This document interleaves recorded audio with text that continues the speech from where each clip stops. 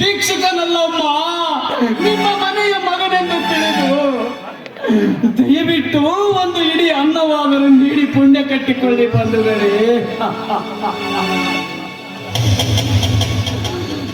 ನನ್ನ ಮಗಳು ಹಸುವಿನಿಂದ ಚಡಪಡಿಸುತ್ತಿದ್ದಾರೆ, ಅನಾರೋಗ್ಯದಿಂದ ನೆಲಕಚ್ಚಿ ಬಿದ್ದಿದ್ದಾರೆ. ಕೆಲವೋ ನನ್ನ ತಂದೆ ತಾಯಿಗಳಾದ ಬಂಧು ಬಾಂಧವರೇ,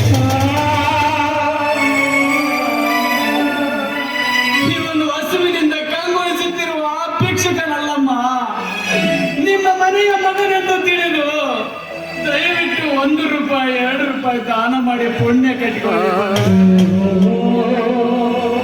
ಪುಣ್ಯ ಕಟ್ಟಿಕೊಳ್ಳಿ.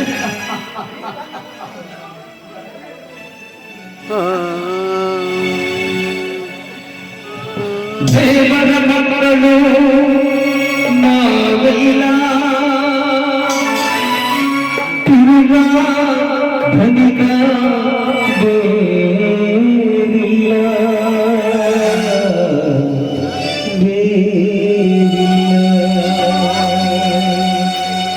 ದೇವಯ್ಯ ಅಮ್ಮಯ್ಯ ಧರ್ಮ